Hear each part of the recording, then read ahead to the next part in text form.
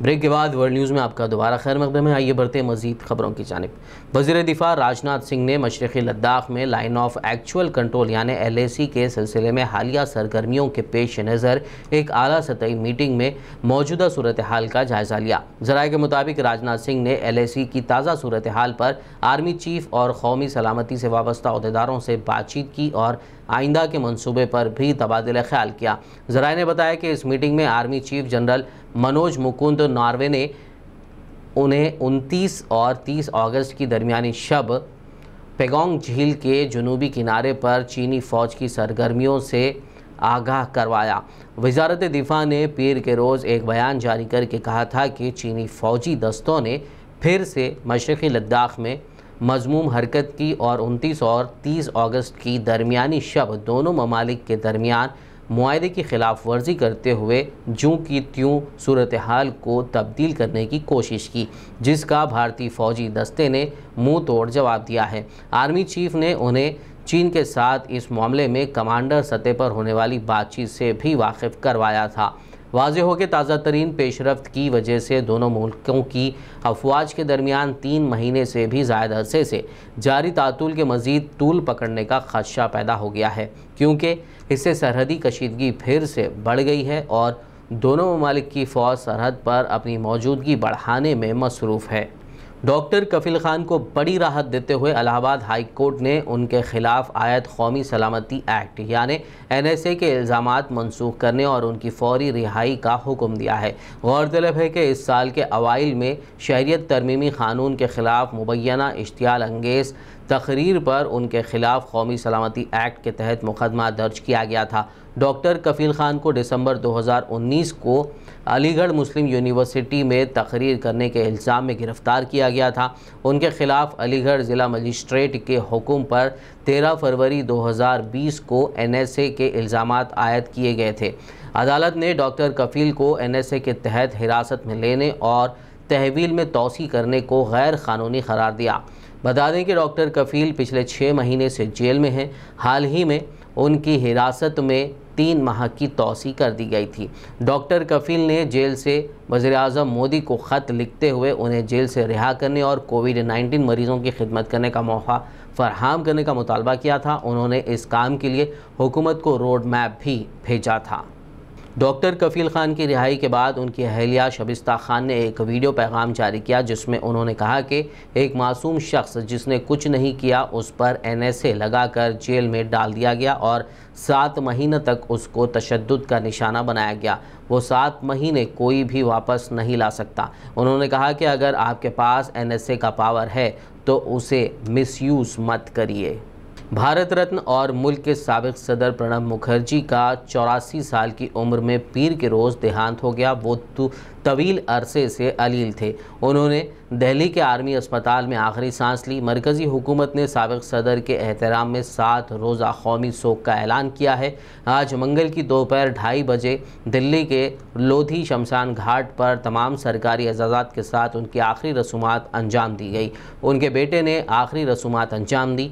Corona protocol के साथ आखिरी रसूमात अदा की गई। इस दौरान मौजूद लोगों ने PPE किट्स पहन रखी थी। इससे पहले उनके घर पर सदर जमहूरिया रामनाथ कोविंद, PM नरेंद्र मोदी, कांग्रेस कायदीन सोनिया गांधी, राहुल गांधी समेत कई सियासी और समाजी शख्सियात ने पहुंचकर उन्हें खिराज तहसीन पेश किया। कोरोना वायरस वबा की वजह से लोन मोरेटोरियम के मुतालिक दाखिल की गई अर्जी पर सुप्रीम कोर्ट में आज समाअत हुई। मरकज़ी हुकूमत ने सुप्रीम कोर्ट में कहा कि लोन पर मोहलत की मुद्दत को 2 साल के लिए बढ़ाया जा सकता है।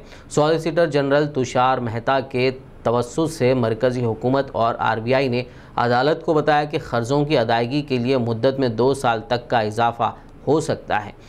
तुषार मेहता ने सूद पर सूद की सूरत में अदालत से मज़ीद वक्त तलब किया। मेहता ने कहा कि मरकज़ के अफसरान, बैंक एसोसिएशंस और RBI के साथ बात करते हुए मसले का हल तलाश किया जा सकता है। उन्होंने कहा कि लोन मोरेटोरियम से मुताल्लिक़ पीर को ही मरकज़ी हुकूमत की जानिब से एक हलफनामा जमा कराया गया है, जिस पर बेंच ने कहा कि उसे अभी तक हलफनामा मौसूल नहीं हुआ है। इसके बाद बेंच ने केस की समाअत मुलतवी कर दी। अब इस मामले की अगली समाअत बुध को होगी। कोरोना की वजह से रवा माली साल की पहली तिमाही अप्रैल तक जून में मुल्क की मुआशी नमू की शरह यानी GDP की शरह नमू 23.9% कम हुई है। इससे कबल माली साल 2019-20 की चौथी तिमाही यानी जनवरी तक मार्च के दरमियान शरह नमू 3.1% थी। GDP में शामिल जुमला 8 शोबों में से ज़राअत ही वाहिद शोबा रहा जिसमें तरक्की देखी गई। बाकी 7 सेक्टर तेज़ी से गिर रहे हैं। कौमी अदाद-ओ-शुमार के दफ्तर यानी CSO ने पीर को ये अदाद जारी किए थे।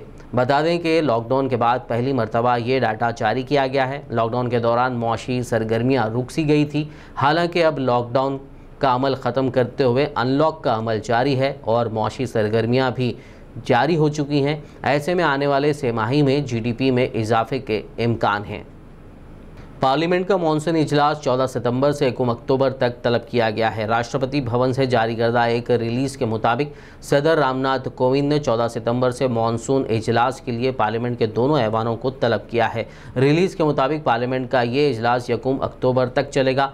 कोविड-19 वबा के पेश नज़र पार्लियामेंट सेशन के लिए बहुत सी तैयारियां की जा रही हैं। इन इक़दामात में तमाम अरकान पार्लियामेंट का टेस्ट करना, लोकसभा और राज्यसभा की नशिस्तों को अलग अलग करना और एक दूसरे से फासला बरकरार रखने के ज़ाब्ते पर अमल करने के लिए दोनों ऐवानों के चेम्बर्स और गैलरियों को अरकान की नशिस्त के लिए इस्तेमाल करना शामिल है। तारीख़ में पहली मरतबा खातून IPS ओहदेदार जम्मू कश्मीर के श्रीनगर में CRPF की सरबराह मुक़र्रर की गई हैं। दहशतगर्द सरगर्मियों की रोकथाम और हिंदुस्तानी फ़ौज के साथ साथ जम्मू कश्मीर पुलिस के साथ तालमेल के साथ काम करना उनकी जिम्मेदारी होगी। चारू सिन्हा 1996 बैच तेलंगाना कैडर की IPS ओहदेदार हैं जो CRPF की इंस्पेक्टर जनरल मुक़र्रर की गई हैं।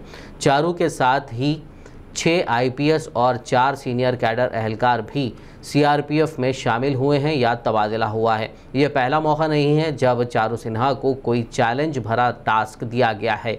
इससे पहले चारू सिन्हा बिहार सेक्टर की IG रहते हुए नक्सल ऑपरेशन हेड कर चुकी हैं।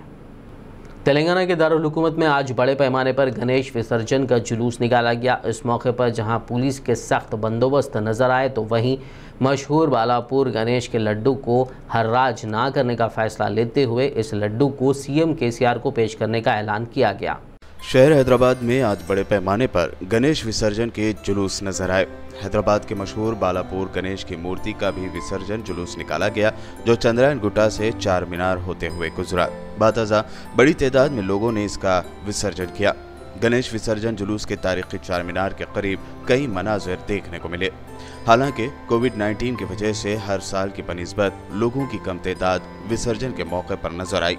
इस मौके पर बाज़ जगह कुछ वॉलंटियर्स लोगों को मास्क व सैनिटाइजर्स के इस्तेमाल और सोशल डिस्टेंसिंग का मशवरा देते हुए भी नजर आए।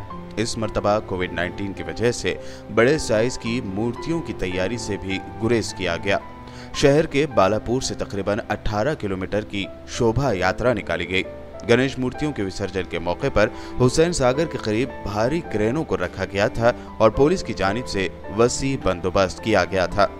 बालापुर गणेश उत्सव समिति ने बालापुर के मशहूर गणेश के लड्डू को वज़ीर आला के चंद्रशेखर राव को पेश करने का फैसला किया है। कोविड-19 वबा के पेश नज़र बालापुर गणेश की इंतजामी कमेटी ने इस साल 21 किलो के लड्डू के हराज को मुलतवी कर दिया। 1994 से हर साल इस लड्डू का हराज किया जाता था। गुज़िश्ता साल इस लड्डू के हराज से 17,60,000 रुपए हासिल हुए थे। बालापुर गणेश उत्सव समिति के सदर के निरंजन रेड्डी ने कहा कि इस मरतबा ये लड्डू वज़ीर आला के चंद्रशेखर राव को पेश किया जाएगा। लड्डू की पेशकशी के लिए वज़ीर आला से मुलाकात का वक्त भी लिया जाएगा।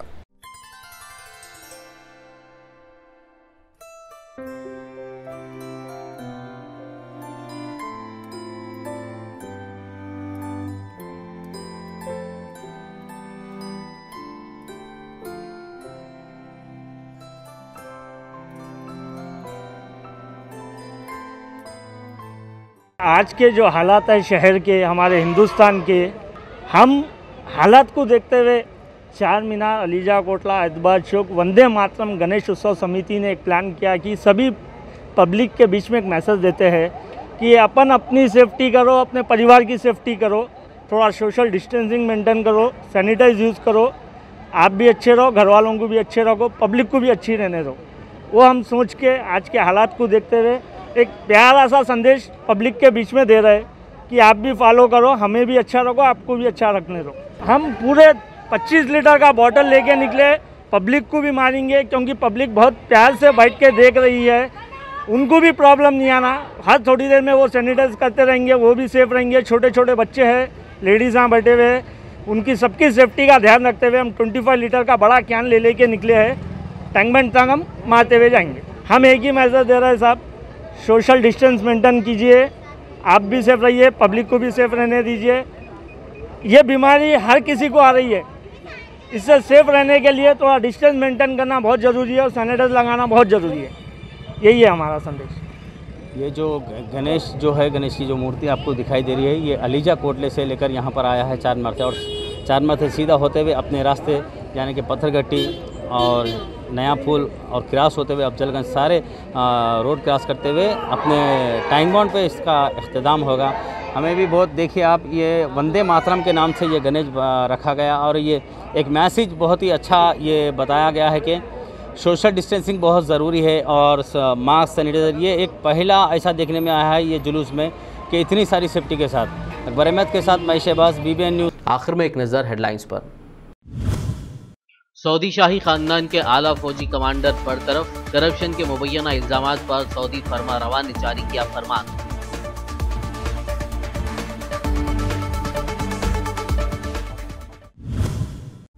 आज़ाद फ़लस्तीनी रियासत के मुतालबे पर बदस्तूर कायम है मुत्तहिदा अरब इमारत। इजराइल से पहली परवाज के UAE पहुंचने पर मोहम्मद बिन जायद का खिताब।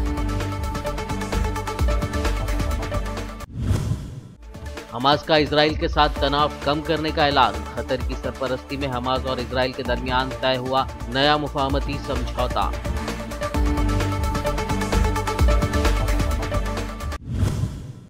भारत चीन सरहदी तनाज़ा, राजनाथ सिंह ने मशरक़ी लद्दाख की सूरत हाल का जायजा लेने तलब किया आला सतह इजलास।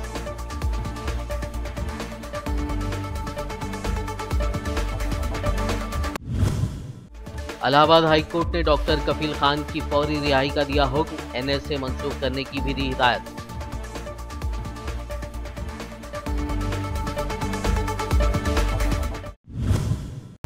श्रीनगर में CRPF को मिली पहली खातून सरबराह। तेलंगाना कैडर की IPS ओहदेदार चारू सिन्हा को मिला एजाज।